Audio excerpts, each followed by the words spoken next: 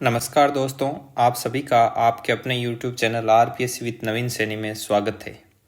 तो आइए देखिए, पढ़ते हैं। आज अपना क्लास है वो स्टार्ट करते हैं। तो सबसे पहले सिलेबस पर आ जाओ, एक पेन चूज करते हैं।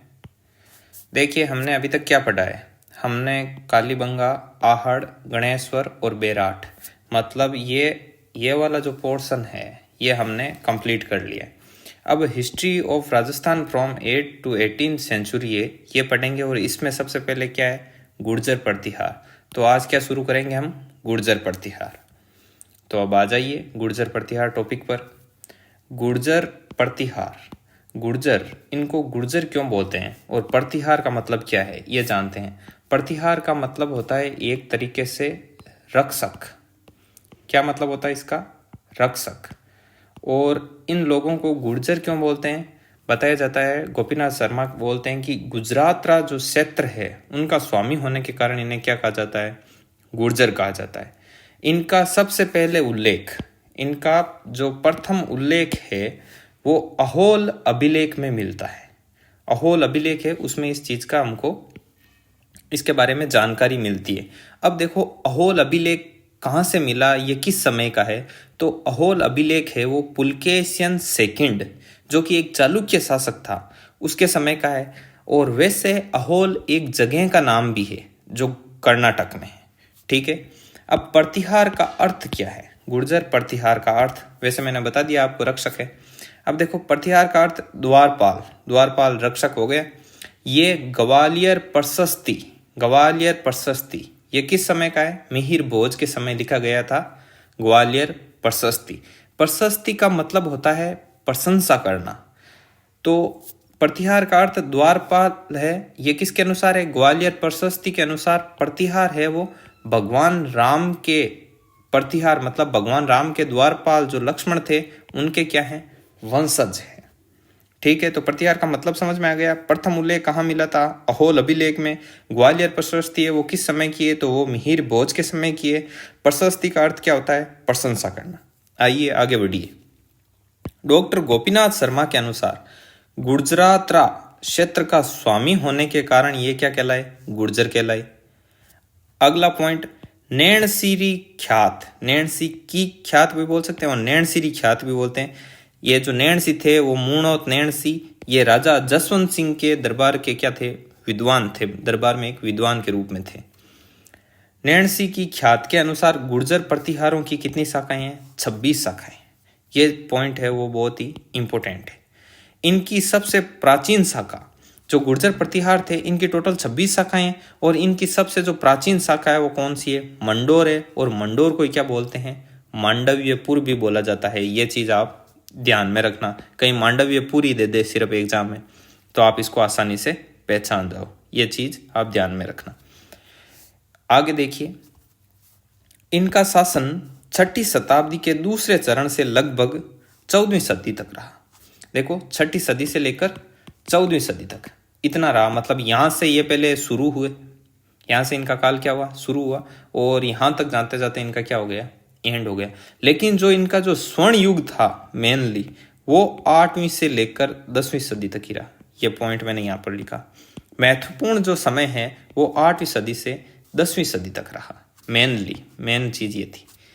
चीनी यात्री हैंसांग, हैंसांग को युआन चांग भी लिखा मिलता है कई ऑथेंटिक बुक में, तो ये भी इसके साथ मेंशन रखना।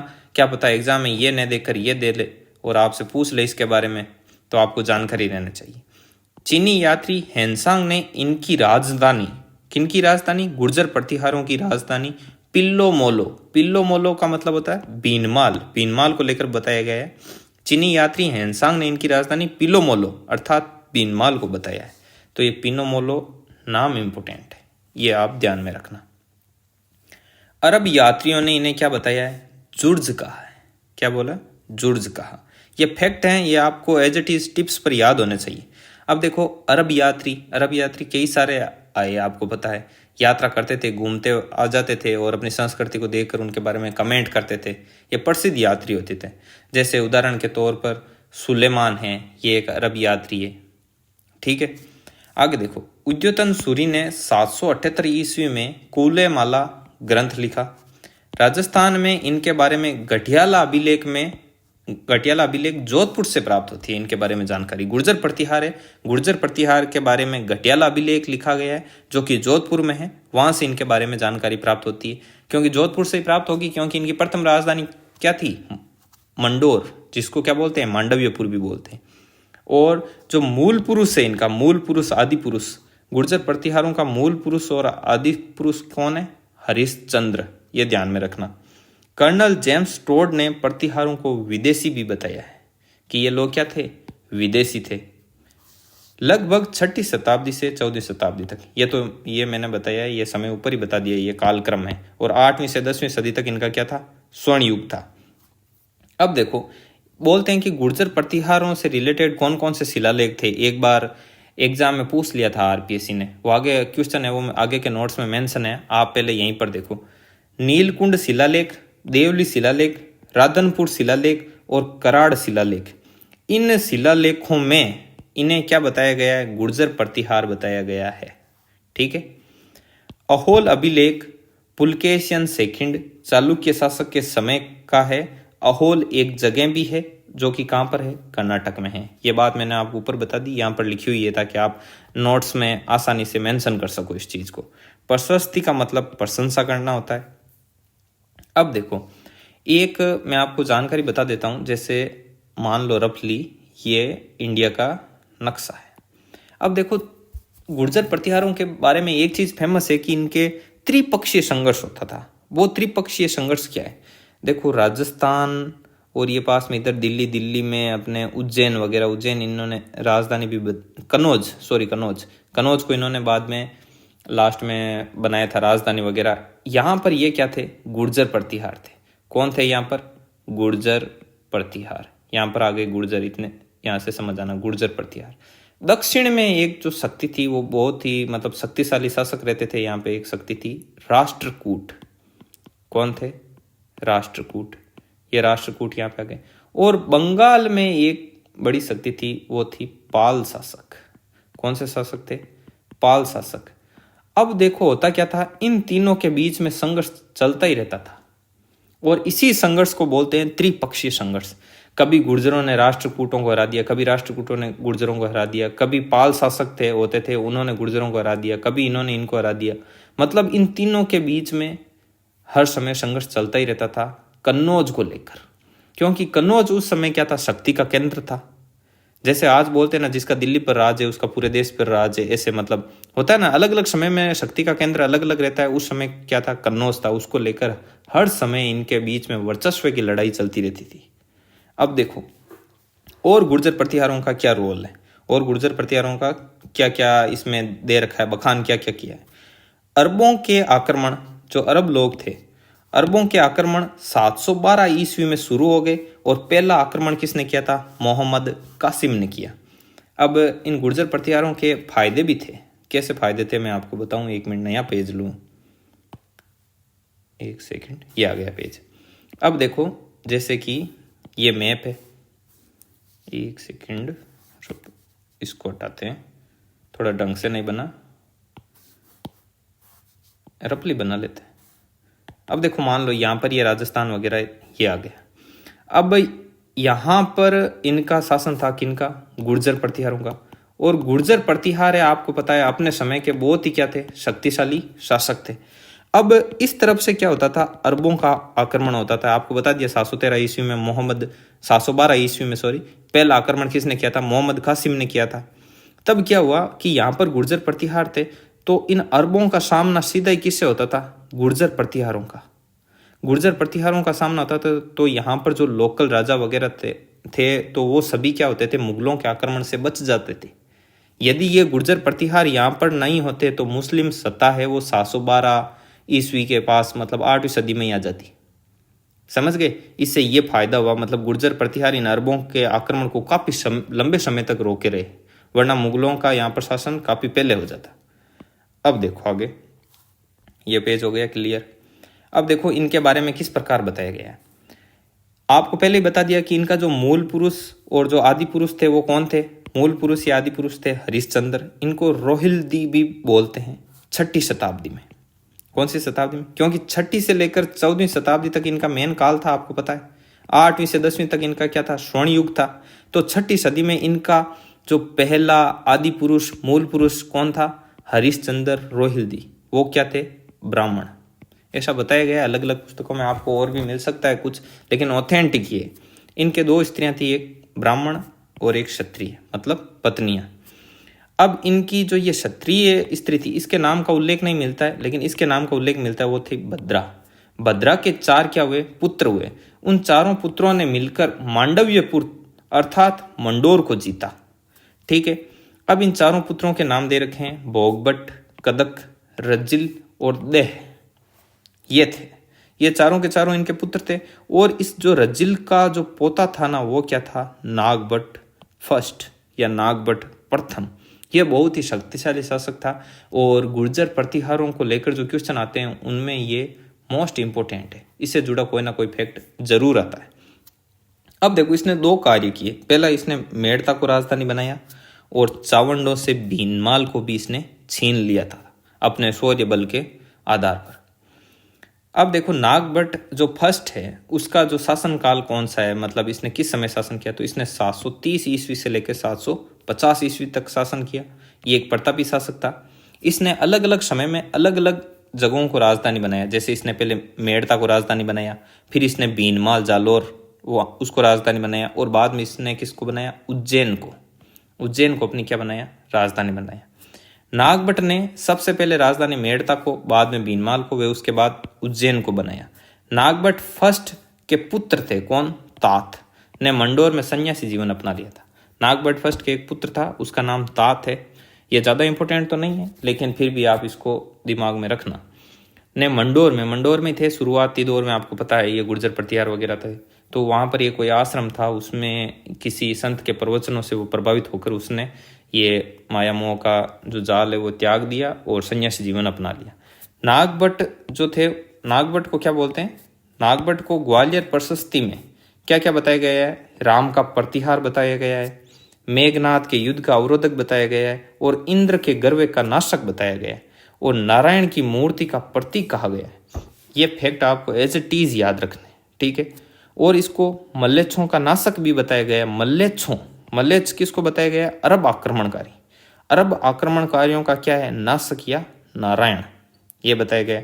नागभट को नागावलोक, नागभट ये खुद था, इसको नागावलोक, और इसके दरबार को नागावलोक का दरबार कहलाता था। इसको खुद को नागावलोक बोलते थे और इसके दरबार को बोलते थे नागावलोक का दरबार। नागभट के समय उज्जैन शक्ति का प्रमुख केंद्र बन गया। अब देखो, अलग अलग समय में अलग अलग जगह थी जो कि क्या थी? शक्ति का केंद्र थी। कभी उज्जैन हो गया, देखो आगे ये कन्नौज, ये अवंती, उज्जैन, ये अलग अलग समय में अलग अलग था। और जो शक्ति का केंद्र होता था उसी को लेकर क्या होता था? झगड़ा होता था। जो त्रिपक्षीय संघर्ष होता था वो उसी को लेकर होता था कि भाई अभी शक्ति का केंद्र कौन है, मतलब किस पर अधिकार कर लें तो माना जाएगा कि पूरे भारत पर ही इनका अधिकार है। मतलब उस समय भारत जैसा तो ऐसा था नहीं कि भाई ये मैप है, मैप पूरा। अब देखो, अभी तो भारत का मैप है वो अलग टाइप का है, जब पाकिस्तान साथ में था तब अलग टाइप का था। उससे प्राचीन समय में और अलग टाइप का क्षेत्र था, अलग अलग नाम से जाना जाता था, इस प्रकार होता था। तो भी उस समय वहाँ का कोई ना कोई एरिया एक ऐसा होता था जो शक्ति का केंद्र होता था, और उस पर यदि अधिकार कर लिया जाता था तो मान लिया जाता था कि यही अभी का सबसे शक्तिशाली राजा है। तो उसको लेकर वर्चस्व की लड़ाई इनमें चलती रहती थी। देखो, जालोर, कन्नौज, अवंती, उज्जैन प्रतिहारों की नामावली है वो नागभट से प्रारंभ होती है। मतलब चाहे जालोर के प्रतिहार हो, कन्नौज के प्रतिहार हो, इनकी अलग अलग शाखाएं थी, चाहे उज्जैन के प्रतिहार हो, इनकी जो नामावली होती थी वो नागभट से ही प्रारंभ होती थी। इसलिए ये नागभट क्या है? बहुत ही फेमस है और इम्पोर्टेंट भी। ग्वालियर प्रशस्ति के रचना किसने की थी? रचना है वो मिहिर भोज के टाइम में हुई थी, समय में हुई थी। अब देखो, नागभट फर्स्ट, इसका तो अब मैंने बता दिया कि इसका एक जो बेटा था तात, उसने तो मंडोर में जो प्रवचन से प्रभावित होकर संन्यास जीवन अपना लिया। लेकिन इसका एक भतीजा था कक्कू। कक्कू कौन था? नागभट फर्स्ट का भतीजा। इसके पिता का नाम ज्ञात नहीं, किसके? कक्कू के। उसके बाद में देवराज के एक रानी थी, कौन थी? भूमिका देवी, और उसका पुत्र कौन था? वत्सराज। तो ये चीजें एक बार आप एक क्वेश्चन पर ध्यान दो, ये क्वेश्चन पूछा गया है, यहाँ तक देख लेना। देखो नागभट्ट फर्स्ट, इसका भतीजा कौन हो गया, कक्कू, और उसके बाद में हुआ देवराज। देवराज की रानी थी भूमिका देवी, और भूमिका देवी का पुत्र कौन हुआ, वत्सराज। अब देखो ये क्वेश्चन आया है आरपीएससी सेकंड ग्रेड में। कन्नौज पर अधिकार हेतु चले त्रिपक्षीय युद्ध, त्रिपक्षीय मैंने बता दिया, दक्षिण की शक्ति राष्ट्रकूट और बंगाल के पाल शासक और गुर्जर प्रतिहारों के बीच में चलता था, में राजपूताना के किस वंश के शासकों ने भाग लिया, चौहानों ने, गुर्जर प्रतिहारों ने, परमार और गहलोत। तो किसने भाग लिया, गुर्जर प्रतिहार लेते थे भाग, तो ये ऑप्शन राइट हो गया। इस प्रकार क्वेश्चन आते हैं। अब देखो ये देवराज की रानी ये भूमिका देवी, इसका पुत्र कौन हो गया, वत्सराज। तो अब पढ़ते हैं इस वत्सराज के बारे में।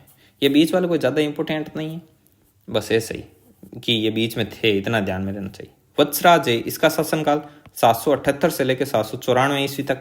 इनकी रानी थी सुंदर देवी, और इनको रणहस्तिन इस समय इनको नाम दिया गया, रणहस्तिन भी बोला जाता था।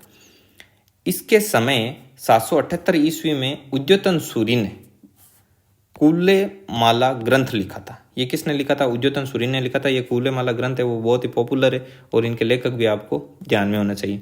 783 ईस्वी में जैन आचार्य जिनसेन ने हरिवंश पुराण ग्रंथ लिखा। अब देखो जो जो इम्पोर्टेंट फैक्ट है ना वही उठाकर नोट्स में डाले गए हैं, इनमें से आपको कुछ भी रिमूव नहीं करना है जैसा का जैसा घोट के पी जाना है। जो चीज़ समझाने लायक है वो मैं समझा दूंगा, और बाकी फैक्ट टू फैक्ट आपको मतलब याद ही करना है। अब जैसे आपको पूछ ले कि वत्सराज की रानी कौन थी, सुंदर देवी थी, तो अब इसमें समझाने वाली क्या बात है, आपको याद ही तो रखना है। तो बस उसी प्रकार आप याद करते जाना, जो चीज़ समझाने लायक होगी वो मैं नो डाउट समझा दूंगा, ठीक है। अगला पॉइंट देखिए, राष्ट्रकूट ध्रुव ने इसे पराजित किया था। राष्ट्रकूट कहाँ थे, दक्षिण की शक्ति थी।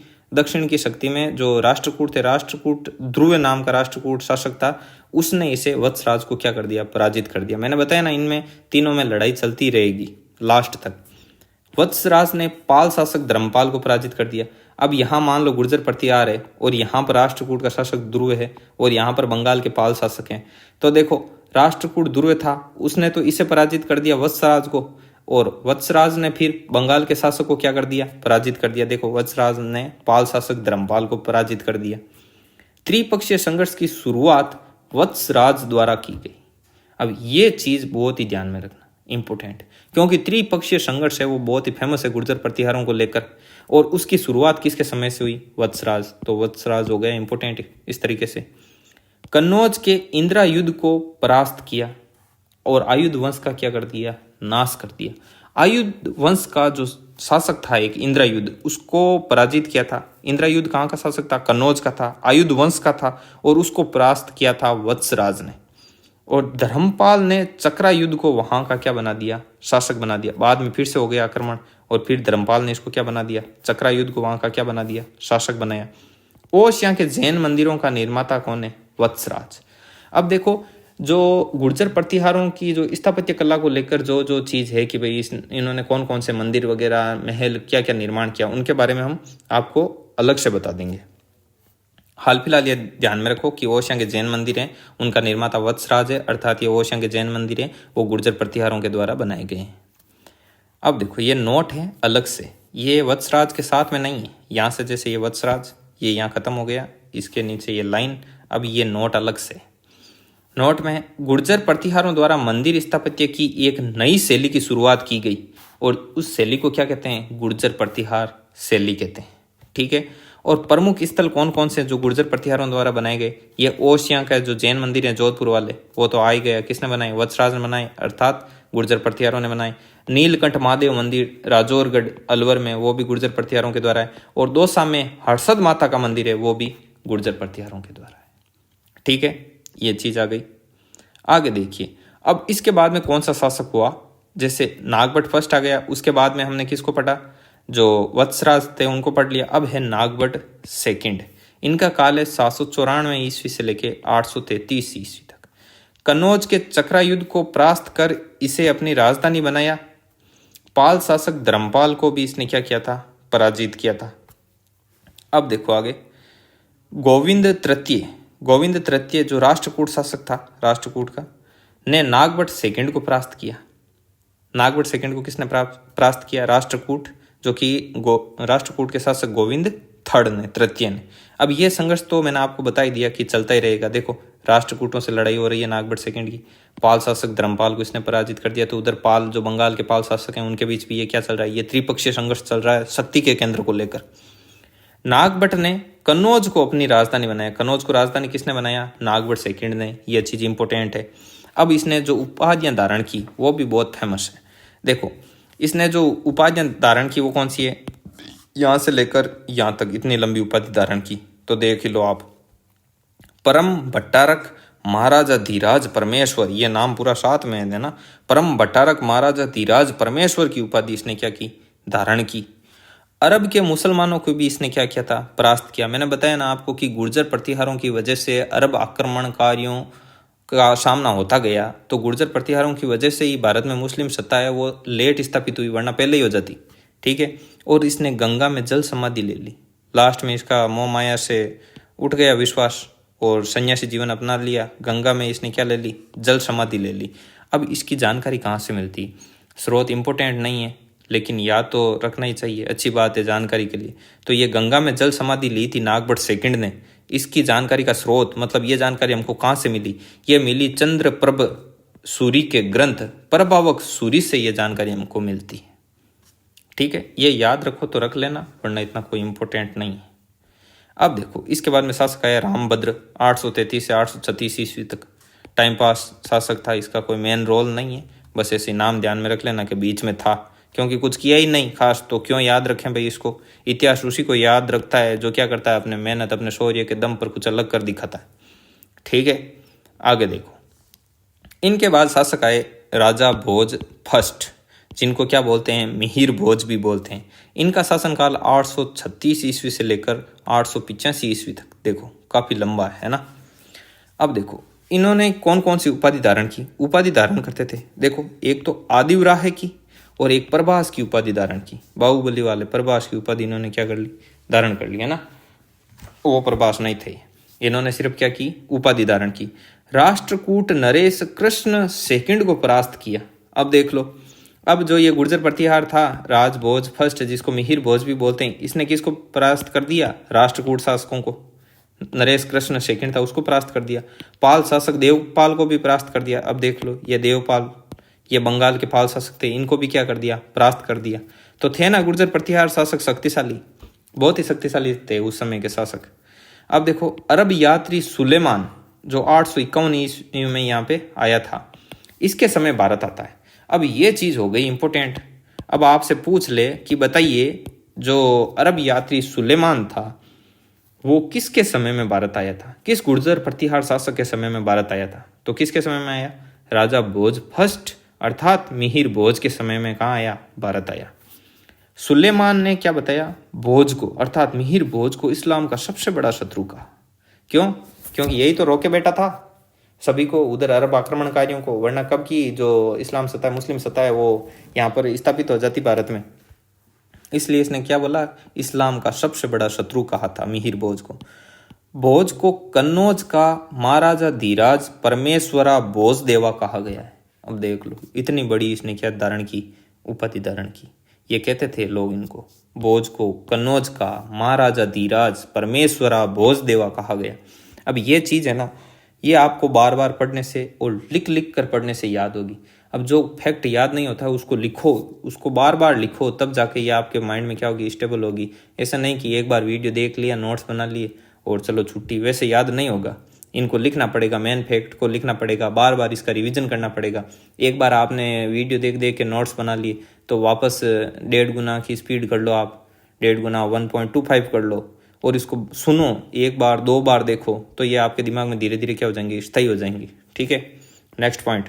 ग्वालियर प्रशस्ति की रचना भोज द्वारा ही की गई थी। जो ग्वालियर प्रशस्ति वो किसके द्वारा की गई, भोज के द्वारा की गई। तभी तो मैंने बताया था कि ये मिहिर भोज के समय में लिखा गया ग्वालियर प्रशस्ति। ग्वालियर प्रशस्ति में ही तो बताया गया है कि जो प्रतिहार हैं वो द्वारपाल है, इनका अर्थ द्वारपाल है। और ग्वालियर प्रशस्ति में ही बताया गया है कि प्रतिहार है वो भगवान राम के प्रतिहार अर्थात द्वारपाल, लक्ष्मण के क्या है, वंशज हैं। ये लाइन शुरू में ही लिखी हुई थी, शुरू में जहाँ से हमने नोट शुरू किए। ठीक है, तो ग्वालियर प्रशस्ति की रचना भोज द्वारा ही की गई। और बुंदेलखंड के चंदेल शासकों को भी इसने क्या किया था, पराजित किया था। बुंदेलखंड में उस समय चंदेल शासकों का राज हुआ करता था, उसको भी इसने पराजित कर दिया। अब इसके बाद में आता है, जैसे ये हो गए राजा भोज, मिहिर भोज, इसके बाद में आता है महेंद्रपाल फर्स्ट। अब देखो जैसे पाल शासक हैं वो सभी अपने नाम के पीछे क्या लगाते हैं, पाल पाल पाल, कुछ भी आया धर्मपाल, ऐसे देखो ये नाम लिखा हुआ आया ना, देखो पाल शासक देवपाल। इससे पहले ये देखो इन्होंने पराजित किया था, ये रे नागभट्ट सेकंड ने पाल शासक धर्मपाल को, यहाँ पर देखो पाल शासक देवपाल को। अब ये पाल शासकों के क्या लगता था, पाल लगता था नाम के पीछे। अब ये महेंद्रपाल फर्स्ट है ना, ये गुर्जर प्रतिहार है, लेकिन फिर भी नाम के पीछे क्या है, पाल फर्स्ट है। तो एक बार क्वेश्चन आ गया था कि बताइए निम्नलिखित में से कौन सा शासक है वो गुर्जर प्रतिहार है, ये आरएस में पूछा था। तो गुर्जर प्रतिहार शासक, अब धर्मपाल, देवपाल, महेंद्रपाल साथ में ही डाल दिया, पता ही नहीं चला। तो पहले सोच के रखते हैं कि भाई देख लेंगे कि भाई पाल आ रहा है तो पाल शासक ही होगा, तो ये महेंद्रपाल है, वो पाल भी आ रहा है पीछे, और है क्या, गुर्जर प्रतिहार है। ठीक है, अब देखिए इसका जो शासनकाल था, वो समय था, वो था 885 ईस्वी से लेकर 910 ईस्वी तक। मिहिर भोज की रानी, एक सेकेंड ये पेन पीछे रह गई। मिहिर भोज की जो रानी है चंद्र भट्टारिका की संतान है। मिहिर भोज कौन, राजा भोज फर्स्ट, इनकी रानी कौन थी, चंद्र भट्टारिका। भाई कई रानियां होती थी, तब बताना पड़ता है कि कौन सी रानी का था। तो चंद्र भट्टारिका की जो संतान है वो कौन है, महेंद्रपाल फर्स्ट है। दरबारी कवि थे इनके राजशेखर, उन राजशेखर ने इन्हें निर्भय राज और निर्भय नरेंद्र कहा। किनको कहा, महेंद्रपाल फर्स्ट को दरबारी कवि राजशेखर ने निर्भय राज और निर्भय नरेंद्र कहा। पूछा जा सकता है कि महेंद्रपाल फर्स्ट को निर्भय राज और निर्भय नरेंद्र किसने कहा, तो किसने कहा, राजशेखर ने। राजशेखर ने महेंद्रपाल फर्स्ट को किसकी उपाधि दी या किस नाम से पुकारा, निर्भय राज निर्भय नरेंद्र। राजशेखर ने कर्पूर मंजरी, काव्य मीमांसा, बाल रामायण, बाल भारत, भुवन कोश और विद्य सालबंजी का हरविलास नामक ग्रंथ लिखे। इन्होंने कई ग्रंथ लिखे। अब देखो ये राजशेखर है ना दरबारी कवि, जो कि महेंद्रपाल फर्स्ट के दरबार में दरबारी कवि थे, ये इनके आगे जो शासक आएंगे उनके दरबार में भी क्या रहेंगे, दरबारी कवि रहेंगे, जैसे आगे देखना भी। राजशेखर ने महेंद्रपाल को एक और नाम दिया। राजशेखर ने जो महेंद्रपाल था, महेंद्रपाल को रघुकुल तिलक अर्थात सूर्यवंशी क्या बताया, क्षत्रिय बताया। सूर्यवंशी क्षत्रिय बताया किसको, राजशेखर ने महेंद्रपाल को। अब देखो, अब ये तो है महेंद्रपाल, ठीक है, जो कि कौन से है, जो रानी मिहिर भोज की रानी थी चंद्र भट्टारिका, ये नाम लिखा हुआ चंद्र भट्टारिका, इनकी संतान थे महेंद्रपाल। अब महेंद्रपाल को राजशेखर ने बता दिया रघुकुल तिलक अर्थात सूर्यवंशी क्षत्रिय। अब यहाँ पर एक महिपाल फर्स्ट भी है। ये दोनों साथ साथ में क्यों लिखे हैं, क्योंकि ये दोनों साथ साथ कंफ्यूजन भी करते हैं, इनके बीच में डिफरेंस जानना जरूरी है, इसलिए इन दोनों को साथ साथ लिखा गया है, ये चीज़ इंपॉर्टेंट भी है। अब देखो राजशेखर ने महेंद्रपाल को रघुकुल तिलक अर्थात सूर्यवंशी क्षत्रिय बताया, और जो महिपाल फर्स्ट था उसको राजशेखर ने रघुवंश मुकुटमणि तथा रघुकुल मुक्तामणि कहा। आ गई बात समझ में। महेंद्रपाल फर्स्ट के जो दरबार में दरबारी कवि कौन था, राजशेखर, और जो महिपाल फर्स्ट था उसके दरबार में भी दरबारी कवि कौन था, राजशेखर। तो ये राजशेखर इनके दोनों के दरबार में क्या हुआ, दरबारी कवि हुआ। महेंद्रपाल फर्स्ट को तो इसने कह दिया रघुकुल तिलक अर्थात सूर्यवंशी क्षत्रिय, लेकिन महिपाल फर्स्ट को इसने कहा रघुवंश मुकुटमणि और रघुवंश मुक्तामणि। क्योंकि देखो ये रघु ये नाम में क्या हो जाते हैं, कंफ्यूजन हो जाते हैं, इधर महेंद्रपाल महिपाल ये भी क्या है, मिलता जुलता है। तो आप भी नोट्स में इन दोनों को एक साथ लिखना ताकि आप इनके बीच का क्या जान सको, डिफरेंस। आगे बढ़ो। इसने परम भट्टारक, परम भागवत और महाराजा धीराज परमेश्वर आदि की विशाल उपाधियां धारण की। यह चीज भी बहुत इंपॉर्टेंट है। अब देखो ये फैक्ट है, ये याद ही रखने होंगे आपको। आगे उसके बाद में आता है भोज सेकंड। मिहिर भोज थे वो तो थे भोज फर्स्ट। अब आगे भोज सेकंड 910 ईस्वी से लेकर 913 ईस्वी तक इनका क्या था, शासन था। बहुत ही अल्प समय का शासन था और कुछ अच्छा कार्य भी नहीं किया। उसके बाद में आते हैं महिपाल प्रथम। इनके बारे में हम अब अध्ययन करेंगे। 1 मिनट।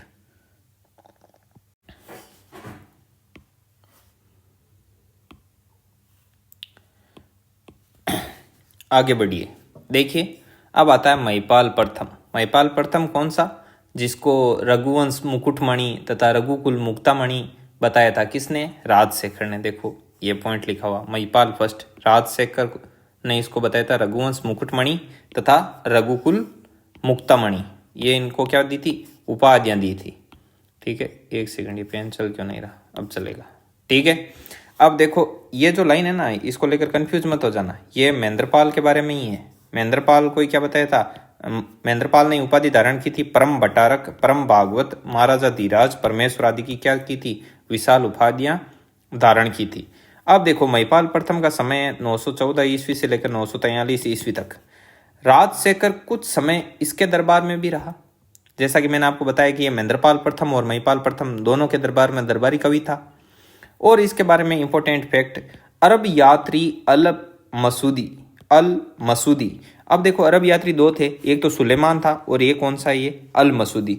इसके समय क्या आया था, भारत आया था। तो क्वेश्चन बन सकता है कि जो अरब यात्री अल मसूदी किसके समय भारत आया था, किस गुर्जर प्रतिहार शासक के काल में आया था, तो महिपाल प्रथम के काल में आया था। राजशेखर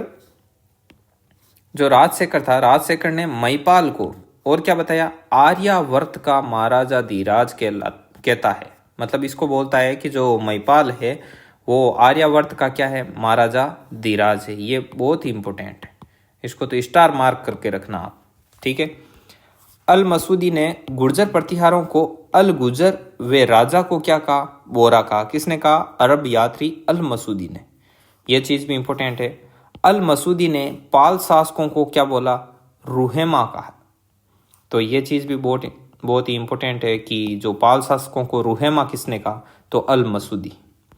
अब देखो ये इनका क्या है, आगे से आगे काल दे रखा है। जैसे महिपाल फर्स्ट था, अब महिपाल फर्स्ट के बाद में गेम खत्म समझो आप। जो ये महिपाल फर्स्ट था, और महिपाल फर्स्ट मतलब महेंद्रपाल फर्स्ट से ही समझ लो।